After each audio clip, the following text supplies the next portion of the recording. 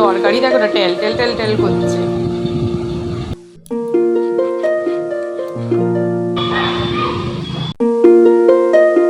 আজকে দিনটা হলো শনিবার, তো সকালবেলা রান্না বসিয়ে দিয়েছি। এদিকে রান্না করবো হলো সোয়াবিন। মনার এই সোয়াবিন হলে আর সেরকম কিছু লাগে না, তবে আমার যেন নিরামিষ সোয়াবিন খেতে অতটা বেশি ভালো লাগে না।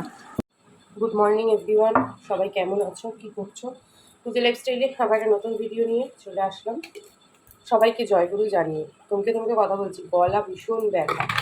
সারাদিন গলা ব্যথা থাকছে না, যেই সকালবেলা ঘুম থেকে উঠছি অমনি শুরু হয়ে যাচ্ছে প্রচণ্ড গলা ব্যথা। এখন এক গ্লাস জল খাবো। আর কাল যেন নিরামিষ ভাত চলে গেছে, কনগ্রাস লেবু গণেশ এনে রেখেছে ঘরে দুটো, ওকে আমি কেটে দিতেই ভুলে গেছি। ও ভুলেও গেছে। আজকে সকালবেলা ঘুম দিতে যেই দেখবি লেবু, চিল্লাবে, বলবে তোমাকে কাল লেবুই কেটে দাও নি। খবর বেরিয়েছে। কাল যেহেতু আবার একটু ওই ঝাড়া পোছা করেছি, তো এই যে জামা কাপড়গুলো কেচেছি, মনে হয় স্কুল যাবে না আজকে। আর ওই যে কাঁথাটাকে ভিজিয়ে রেখেছি, বেশি করে সার্ফ দিয়ে একটু গরম জল দিয়ে কাঁথাটাকে ভেজালাম। পরে কাচবো, কাঁথাটা বেশ খানিকক্ষণ ভিজে নিই, তারপর ওটা কাচবো, না ওটা নোংরাই থেকে যাবে। আর আজকে তো শুধু সোয়াবিনের তরকারি আর ভাত চলছে রান্না। আসলে সোয়াবিনের জন্য একটা পেস্ট বানিয়ে নিয়েছি, আদা জিরা লঙ্কা, আর আমার গরম মশলাটা শেষ হয়েছে বলে গোটা গরম মশলা এর মধ্যে দুটো দিয়ে দিয়েছি। এখন ভাতটাকে সবার আগে উগুর করবো। সকালবেলায় উদ্যোগ নিয়েছি যে এই জায়গাটা পরিষ্কার করব, ফিল্টারের জলটা ভরে ফিল্টারটা খালি করব, ফিল্টারের এই জারের এই জায়গাটা থেকে এগুলোকে একটু মেজে নেব, তাহলেই পরিষ্কার হয়ে যাবে। আর মোটামুটি এদিকে সব হয়ে গেছে করা, এগুলোতে সব খালি, বোতলগুলো ফিল্টারে যে জলটা আছে জলটার মধ্যে সব ভরে ফেলবো। গণেশ বড়মাকে মালা পরিয়েছে, পরিয়ে বেরিয়ে গেল ডিউটি। আর আমি এরকম কাঁথা কেচেছি, গণেশ থাকতে থাকতে একটু ধরে নিল, না হলে এটা একা আমার পক্ষে ধরা সম্ভব হতো না। আর এগুলোকে সব মেজে রেখেছি। এবার যেটা কাজ সেটা হচ্ছে ঘর মুছতে হবে। এই যে এই জায়গাটাকে এখন ভালো করে একটু ঝেড়ে, যেটা পরিষ্কারই আছে, একটুখানি ঘরটা মুছে নেবো। আর এই কড়াইটা মাজবো, গ্যাস মুছবো, মুছে তারপর চা বসাবো। কাজ সেরে আমার জন্য বানিয়েছি একটু চা। আমার তো টিউশনি পড়তে আসবে, এখনো দেরি আছে। মনে দেখো এই ঘরে মাদু পেতেছে, মনে হয় যে বালিশ বিছানা সব এই ঘরে নিয়ে আসলো, পড়তে আসবে 9:30 দিয়ে। ওই দেখো চাদরটাকে টান করেছে, কিন্তু মাদুর পাতেনি, তো মাদুরটা পেতে দিই, কারণ 9টা প্রায় বাজে। আর কি, আর জলের বোতল গেলাস এগুলো সমস্ত আনবো। আর বাইরে আকাশের রোদটা তো একদম দারুণ উঠেছে, চলো মাদুরটা পেতে ফেলি। কচুরি সাইকেল চালিয়ে বেশ অনেক দিন পর, ব্যাগের মধ্যে টাকাটা ভরে নে। ভুটে কুড়ুনির মতো যাবে, চুলটাকে দেখো, দূর ও যাচ্ছে। এই আমার ভাগ্য ভালো, তাই না? মনে হয় কচুরিটা আমি খাবো, তাই তো? ও আর তুমি দেখবা। গেল কচুরিটা আনতে, একটু ভয় লাগছে, কিন্তু কি বলো তো, ভয় পেলে চলবে না, একটু তো বের করতেই হবে বলো। ভয়কে যদি জয় না করি তাহলে চলবে না।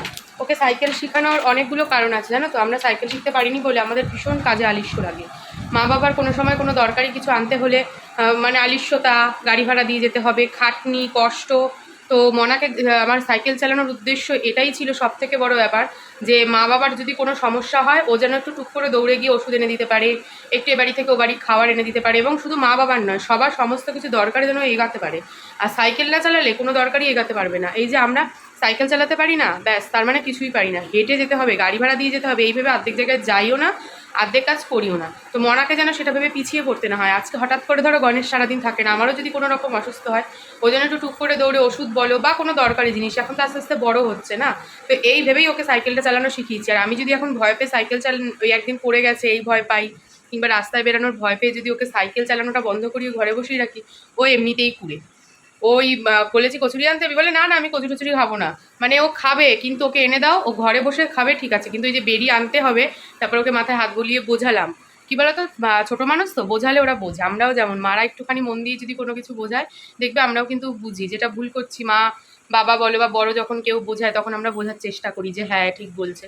তো সেরকম একটু বোঝালাম যে যাওয়া তো উচিত, যাওয়া ভালো, সবসময় ঘরে কেন থাকবি, একটু সাইকেল চালাতে পারিস যখন, শিখেছিস কেন, শিখেছিস যখন, ওটা তো একটা দরকারই শিখেছিস, তাই না? তো যাই হোক, এসব বলে পাঠিয়েছে, এখন চিন্তায় আছি দেখি কখন আসে বাড়ি।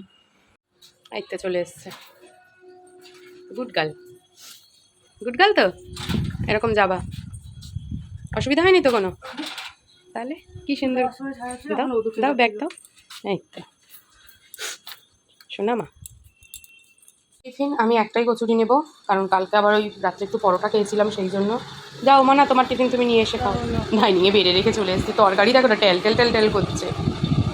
জাস্ট কমপ্লিট করলাম, এখন বাজে হচ্ছে বেলা 12টা বাজে। আর মনা এখন স্নান করবে, প্রচুর ঠান্ডা লেগেছে, কিন্তু আজকে মাথা ঘষতেই হবে, কিছু করার নেই, কারণ আর সময় নেই। আর এমন করে হুট করে একটা বৃষ্টি নেমে গেল যে কি বলবো, সব তুললাম, আবার কয়েকটা মেলেছি আর কয়েকটা ঘরেই মেলে দিয়েছি। এখন আমার এই ঘরে বেশ কিছু কাজ রয়েছে, সেগুলো হচ্ছে এই যে এগুলো তো সব এখানেই পড়ে আছে, এগুলোকে জাগার জিনিস এবার জায়গায় সরাই, এই জায়গাটা ঠিক করে গুছিয়ে তারপর আমিও স্নানে যাব। মনা আবার পুজো দেবে।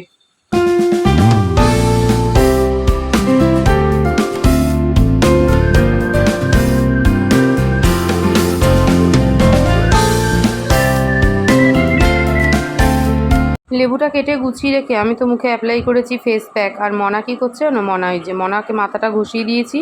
মনা এখন স্নান করে পুজো দিচ্ছে, কিন্তু মনা মানে ভীষণই শরীরটা খারাপ, প্রচণ্ড পরিমাণে ঠান্ডা লেগেছে আর চলছে কিরণমালা কমপ্লিট। আর পুজো তো আজকে মনাই দিয়েছে।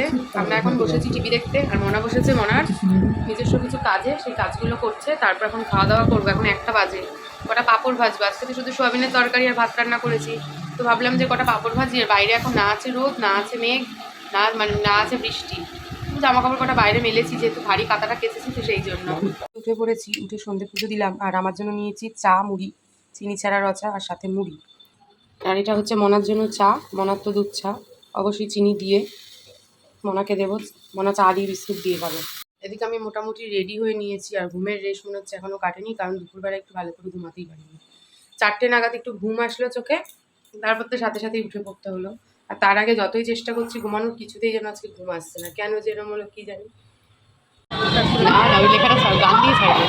প্রথমে ভেবেছিলাম ছাড়বো, তারপর দেখলাম না ভাই, আমারই পদক্ষেপ ঠিক বলেছি, তাই ওটা ছাড়া যাবে না।